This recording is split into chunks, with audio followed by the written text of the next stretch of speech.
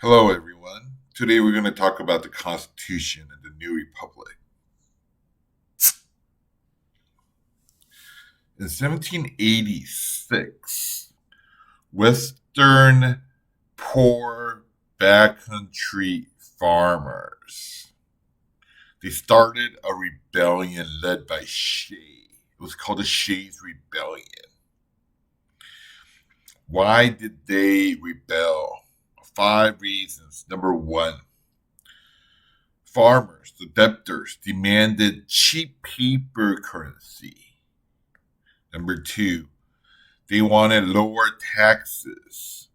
Number three, they wanted the suspension of mortgage foreclosure, meaning that if they didn't pay the tax or debt, the farmers they had their farm taken away and they wanted to suspend that.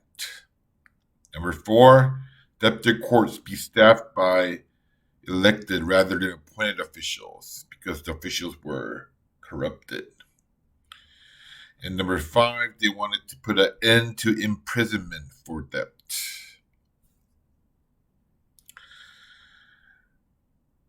After the rebellion started, the central government had a hard time suppressing the rebellion because they didn't have a military. Like, why didn't they have a military? Because the Articles of Confederation, the Constitution at that time, did not give the central government the power to directly tax the people. Therefore, they could not afford to have a military. So they had a hard time. So the elite Americans, they got insecure. They got scared that the poor farmers might take over the country. The Shays Rebellion showed that too much liberty among the lower class could threaten private property. So the Americans started to ask for a stronger central government.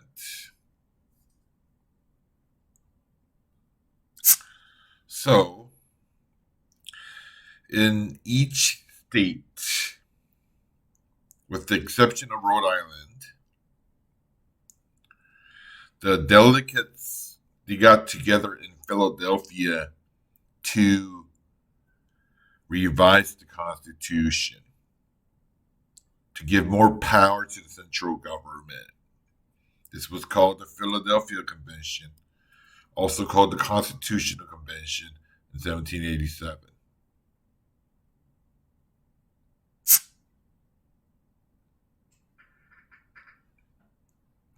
There were two types of plans. First, the Virginia Plan, also called the Large State Plan.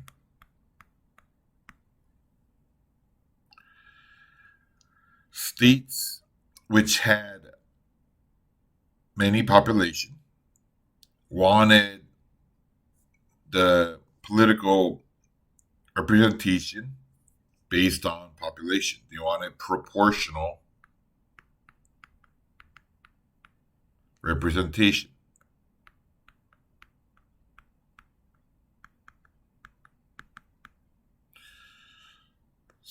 Small states like New Jersey, they wanted equal representation. They said the United States is a contract among 13 states, so all 13 states should be equal, and each state should be equally represented. Since they have two different plans, they had to come up with a compromise. So the compromise was each state will have two representatives, and these representatives will be called senators, and the lower house,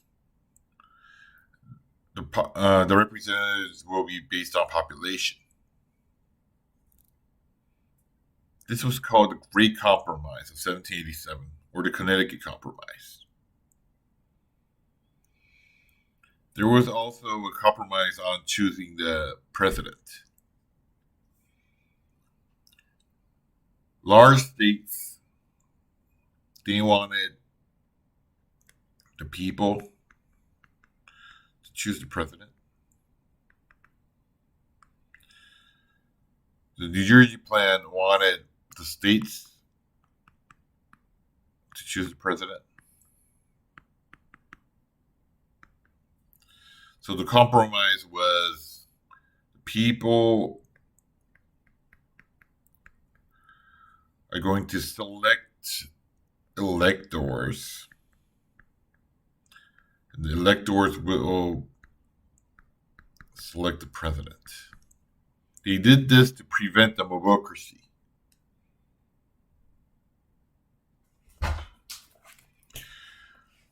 Americans, they didn't want too much government, but they also didn't want too much democracy. This was the compromise.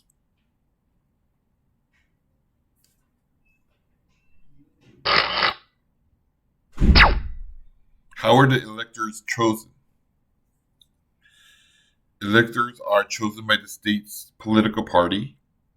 If your state has 10 electoral votes and the Democrats win your state, then your state's Democratic Party chooses 10 people to serve as electors.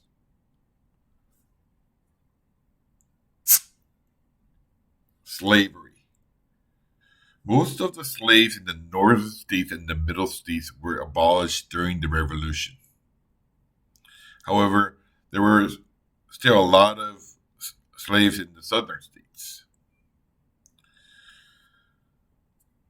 In the north,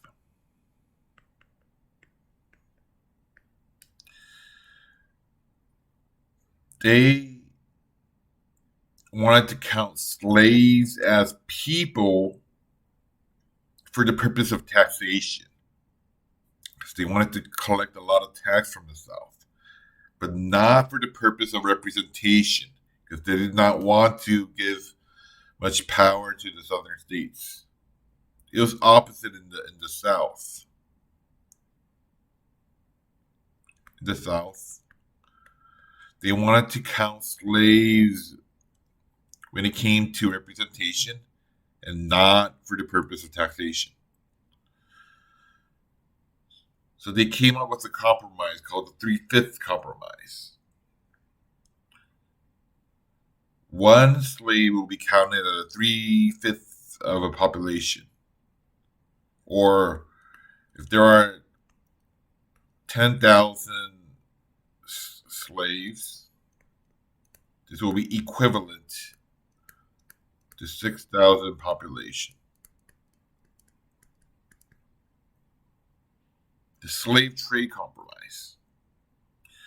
The southern states wanted to continue to import slaves from the foreign countries, like Africa. The North wanted to stop this because obviously the North, they abolished slaves, they don't need slaves, and they don't want the southern states to gain more political power or economic power. So the compromise was they're going to do it for another 20 years until 1808, and they're going to stop the slave trade in 1808. That's the Slave Trade Compromise. Regulating trade. The North wanted a stronger federal government, and they wanted the government to regulate foreign trade and interstate commerce. The South was the opposite. They were afraid that the federal government would tax tobacco. So they didn't want the government to intervene in any economic regulation. So the commercial compromise was the Congress was allowed to regulate foreign and interstate commerce, but was prohibited taxes on exports. So they were not allowed to tax on tobacco.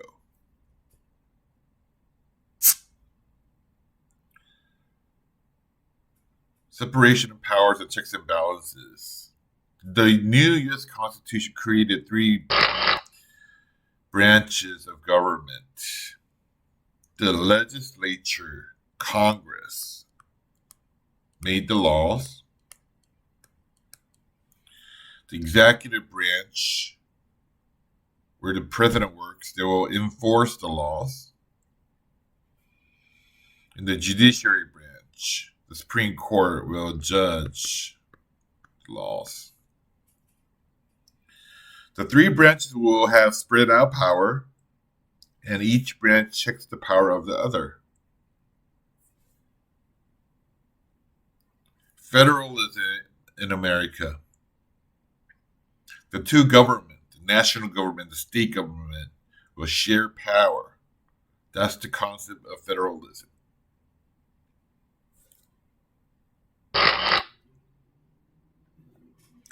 What was the Land Ordinance of 1785? At the time of the Revolutionary War, there were 13 states,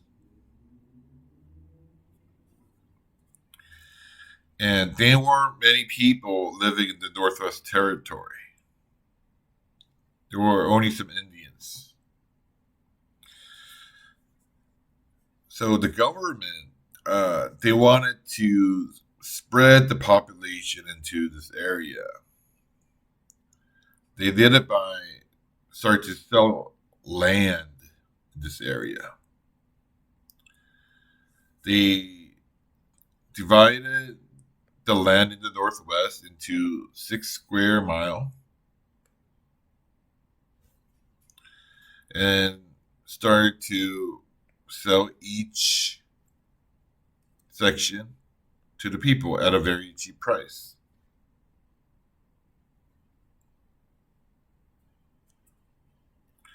So selling Northwest land at a cheap price, it's called the Land Ordinance 1785. The 16th section in each township went to support the public schools. What was the Northwest Ordinance of 1787? This law pronounced that once the population exceeded 5,000, it will be considered as a territory.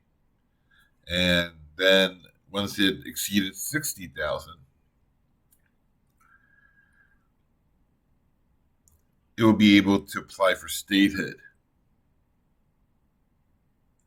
and become equal status with the other 13 states. In order to attract people in this territory, they decided to ban slavery, guarantee freedom of religion, freedom of excessive punishment, and trial by jury.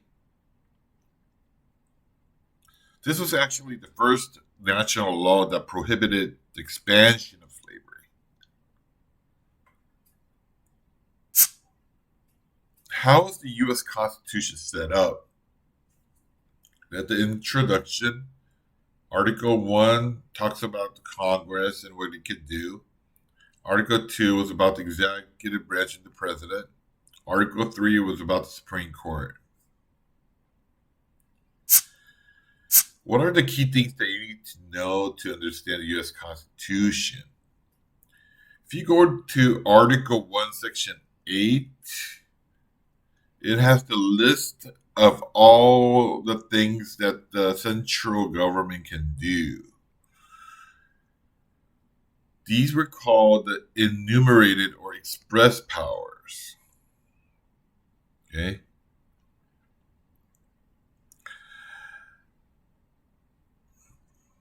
Then what if What about the things that are not listed in the Constitution? For example, it doesn't say that the central government could create a bank. The 10th Amendment to the Constitution says that whatever is not represented in the Constitution is for the states to decide. The powers not delegated to the U.S. Constitution are reserved to the states. So if it's not in the Constitution, it's for the states to decide something. This is called reserved powers. But there was something very controversial called the Necessary and Proper Clause. If you take a look at Article 1 and Section 8, if you go to the very bottom, it says that Congress has to make power to make all laws which shall be necessary and proper for carrying into the execution the foregoing powers. So it says that whatever is necessary the central government can do. This is a little bit vague. So someone could argue that if something is necessary, the central government could do. If they need a bank, then the central government could create it. That was the logic of the Federalists, led by Hamilton. On the other hand, the Anti-Federalists, they said no, like anything that's not on the Constitution, the central government cannot do. So this was the main controversy in the early years of the national government. The Supremacy Clause says that the Constitution is the supreme law in the United States. So we have the Constitution.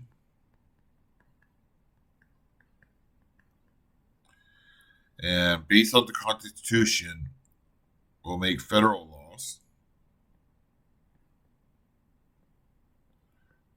And then state laws.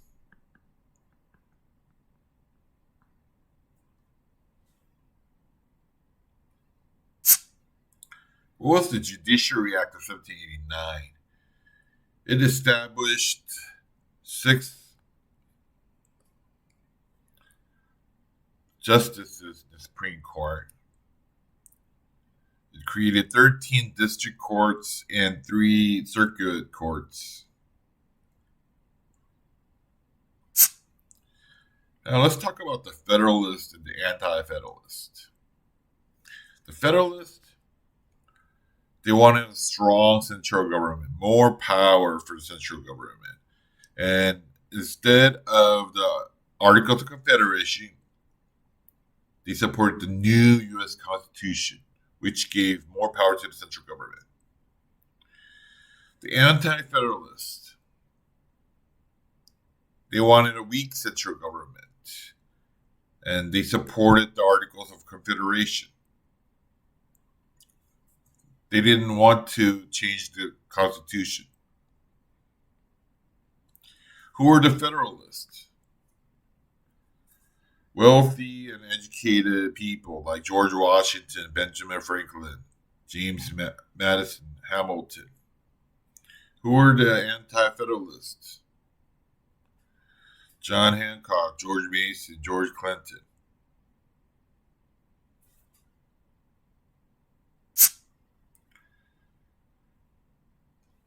So what was the rationale for Anti-Federalists to oppose to federalism? Their rationale was, let's think about the reason why we became independent from Britain. Because the British government, they abused their power and they they irritated the American people. They limited the state's power. They limited the people's power. Then, and if a new strong government appears in the United States, the same thing will happen. They continue to argue that individual rights and states' rights needed to be protected. But eventually, the Federalists succeeded in changing the Constitution. And why and how was that possible? They wrote a series of persuasive essays called the Federalist Paper. It was written by Madison, Hamilton, and John Jay.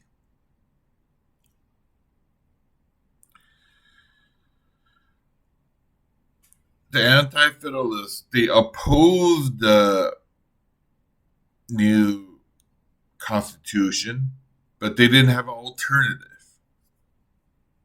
But the Federalists, they continued to persuade people that we need a new strong government to fix the current issues that was shown in the Shays Rebellion.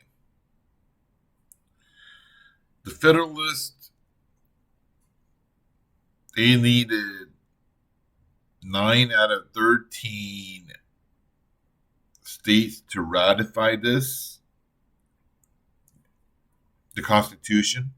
They needed 9 out of 13 states to ratify the Constitution. In the beginning, no states wanted to do this. So, as a compromise, James Madison wrote the Bill of Rights. It was a list of rights that protected individual rights, and it was used as a compromise for the states. First, Amendment 1 protects the freedom of speech, freedom of religion, freedom of press, and freedom of assembly and petition. Amendment 2, the Second Amendment, guarantees the right to bear arms. This is the reason why we still have guns in America. The Fourth Amendment was passed due to the writ of assistance. You need to check the 10th Amendment, which talks about the reserved powers. Why was George Washington so important as the first president? George Washington became the first president of the United States in 1789.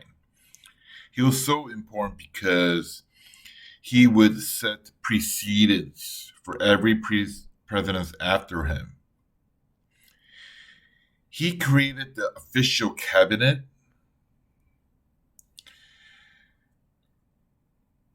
The official cabinet had the Secretary of State, Secretary of Treasury, Secretary of War. The president was the head of the foreign affairs. And he set a great example by serving only 2 terms as president. So legally, he could have ran for the 3rd term, but he didn't. In the Constitution, it didn't say that the president cannot run for the 3rd term or have any term limits. The term limits gets said after FDR, later in the 1950s. The French Revolution, 1789. The revolution was to overthrow the monarchy and establish a republic. The United States was divided by this issue.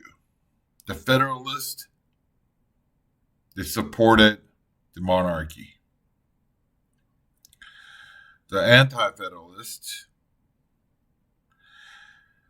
supported the Republic. So they were divided over the issue. Who did George Washington support? He didn't support anyone. He didn't want the Union to be divided. So he declared neutrality. The Proclamation of Neutrality was declared by President Washington in 1793. You need to know the Citizen Junie affair.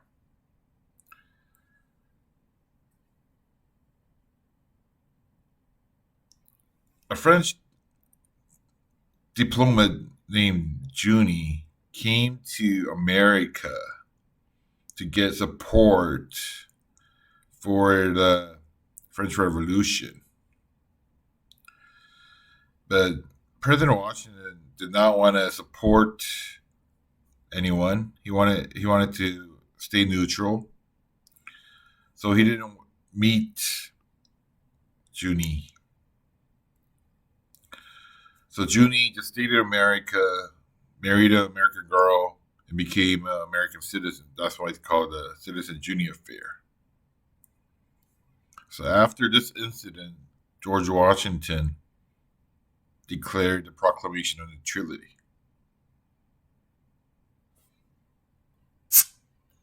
John Jay's Treaty.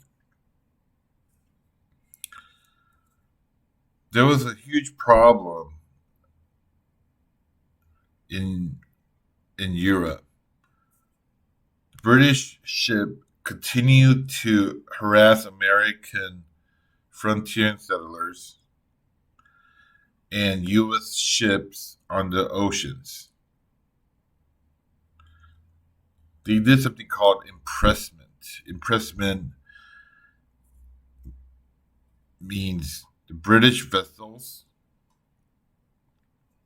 kidnapping American people and forcing them into the British Navy.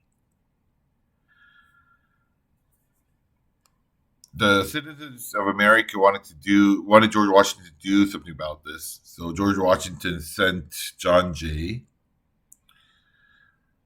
Chief Justice of the Supreme Court, to London in 1794. But John Jay was a Federalist. So which made this very unpopular. The Americans believed that John Jay would not get a good deal out of Britain because he was a Federalist.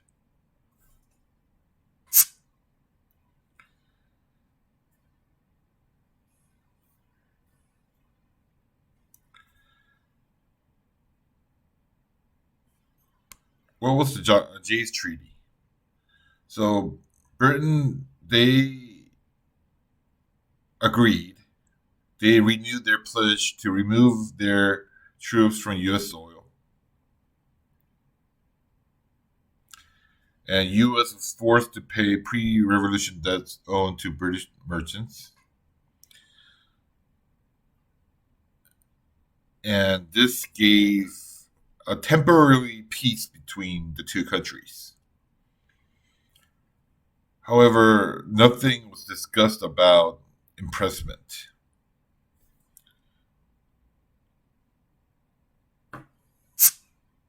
Pinckney's Treaty of 1795.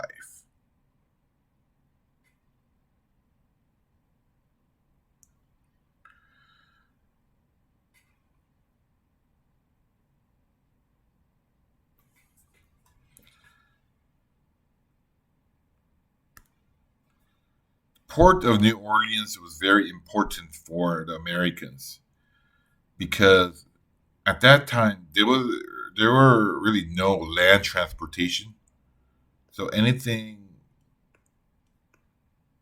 that had to be transported from the west to the eastern market had to be transported through Louisiana. like this, using the port of New Orleans and using the ships. It had to be transported over the sea because there's no land transportation. Who owned New Orleans at that time? Spain. Spain was owning them. So it was an agreement with Spain to borrow the port of New Orleans. This was a very popular treaty to the Americans because it helped them a lot.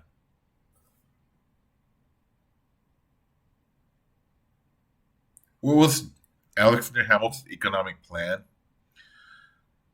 Hamilton was the first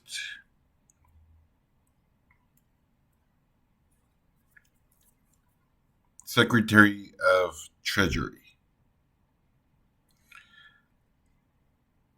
And he had an economic plan after the Revolutionary War to strengthen the national finances, national credit, and to promote economic growth. Hamilton was a Federalist. He emphasized manufacturing over agriculture. He wanted to build a manufacturing nation.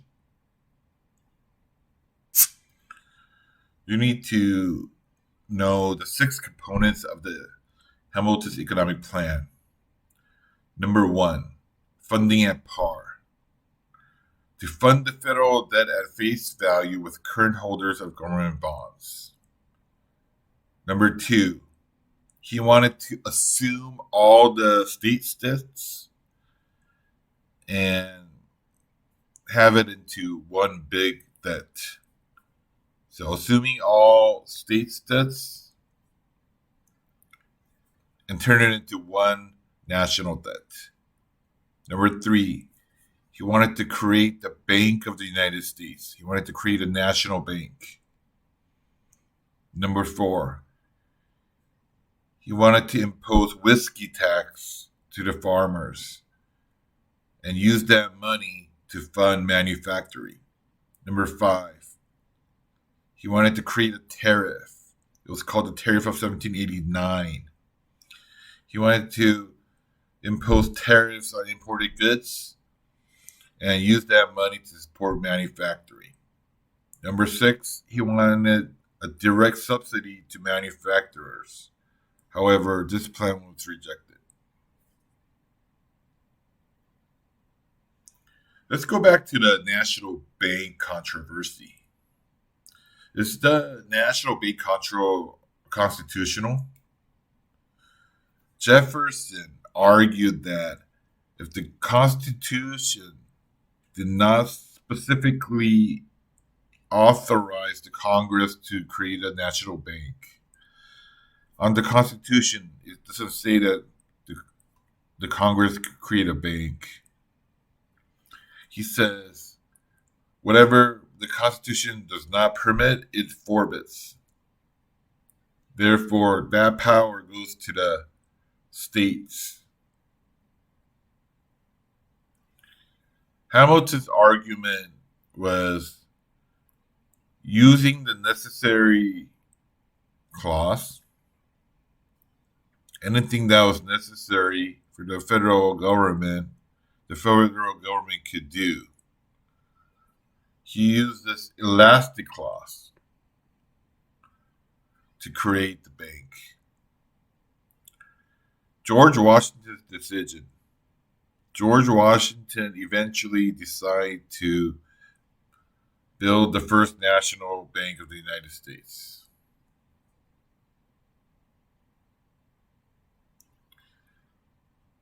How did the first political parties arise? The founding fathers in 1787, the people who founded the United States, did not want political parties because they didn't want the Union to be divided. They wanted to preserve the Union. However, after the creation of the first United States, the Bank of the United States, the anti-federalists, they got together and built the Democratic Republican Party. Okay, after the creation of the bank, the Democratic Republican Party was created in 1792,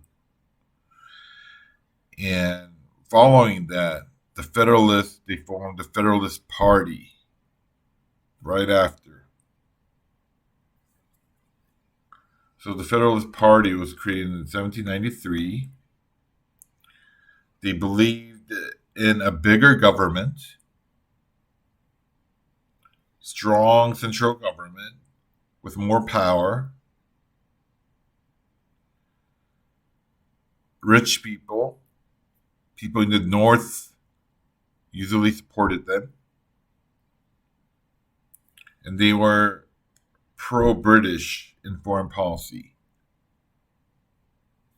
Democratic Republican Party formed in 1792 after the creation of the National Bank, were supported by working class, farmers, common people, and people from the West and the South. They believed that the government was the best when they governed least. And they were pro-French in foreign policy. What type of domestic challenges did George Washington face as president? Compromise of 1790. They had a hard time choosing the capital of the United States. The northern states wanted the capital to be up north. South wanted it at the south. So the compromise was they decided to create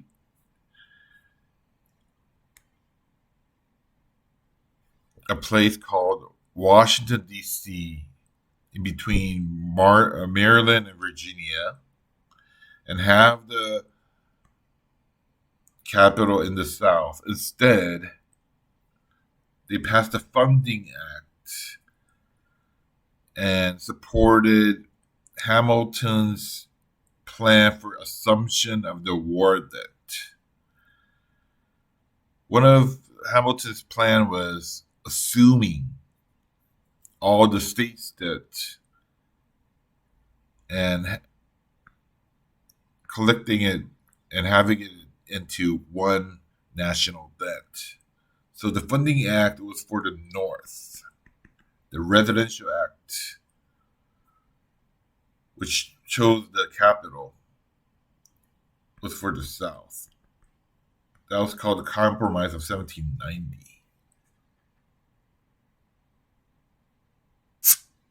The Whiskey Rebellion in 1794. Hamilton placed the excise tax on whiskey, and this angered many farmers. But this rebellion was after they changed the Constitution and the central government had more power. They now had the military to suppress the rebellion. So George Washington sent troops and suppressed the rebellion. It showed the ability of the new Constitution. The Public Land Act of 1796 sold Western land owned by federal government at a very low price. It helped create Vermont, Kentucky, and Tennessee. What problems do you have in the Northwest Indians?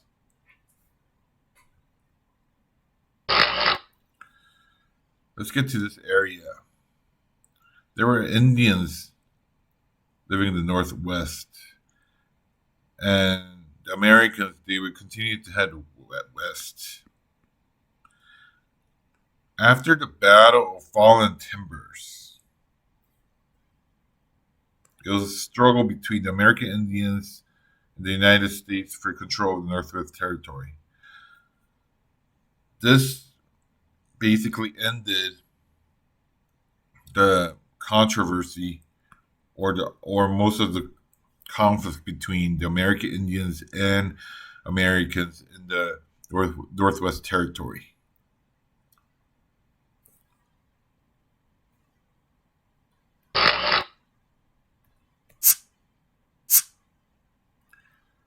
What were the highlights of the George Washington's farewell address? Before stepping down, George Washington warned two things. He warned against political parties and he also warned against getting involved in European affairs and told Americans to remain neutral. He warned these two things in order to maintain the Union. He wanted to maintain the Union.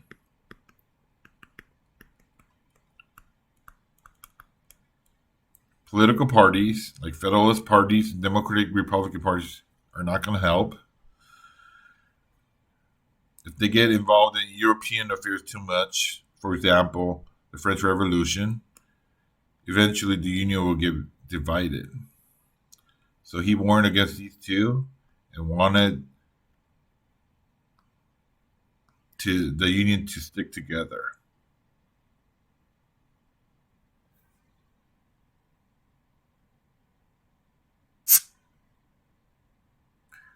How was the election of 1796 the first test for American political parties? Federalists nominated John Adams.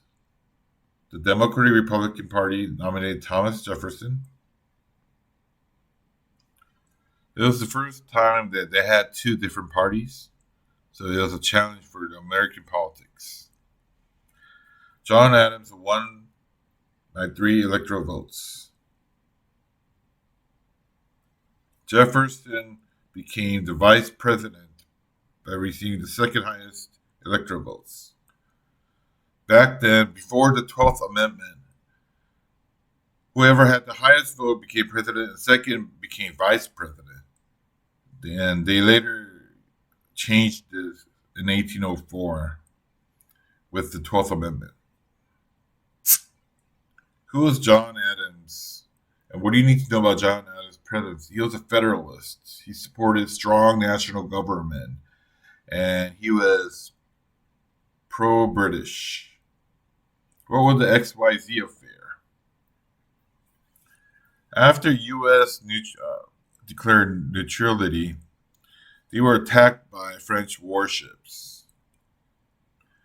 John Adams sent a delegate to France to negotiate a settlement. But the French delegates said, if you want to talk to us, pay us first. We want money. So the U.S. delegates had to come back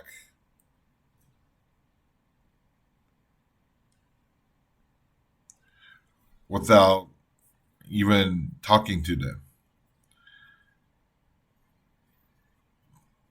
John Adams did not want to make the American public angry, so instead of putting these French delegates' real name on the newspapers, he labeled it as XYZ. That's why it was called the XYZ affair.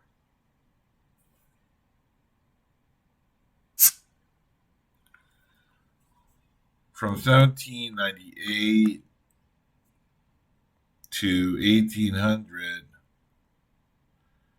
the France and Americans didn't get along. They attacked each other's ships. There was an official war, but there was something called the quasi-war. Now, it means that it's not officially a war, but they just attacked each other. But the interesting thing was, officially, they had an alliance. Remember the American Revolution? During the Revolution, they had the Franco-American Alliance. So officially, they're in an alliance, but they're attacking each other. So they had to settle their position. So in the Convention of 1800, they got together and they decided to terminate the alliance and give back all the captured naval vessels. The Alien and Sedition Act.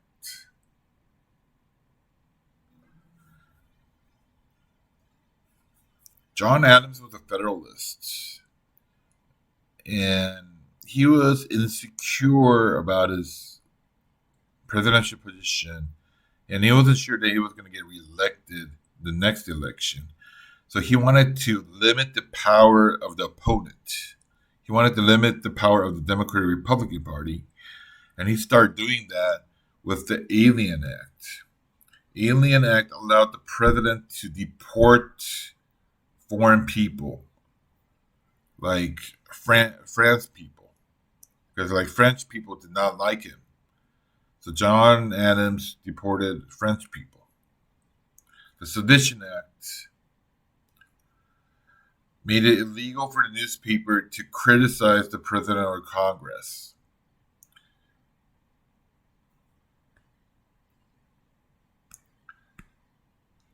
These two laws were passed to limit the power of the Democratic Republican Party, but it backfired on John Adams. Many states thought that the Alien and Sedition Act were unconstitutional. And the states, they refused to follow this law. They argued that since the Union is a contract of 13 states, any unjustable law can be canceled or nullified by the states. This was the Kentucky and Virginia Resolution.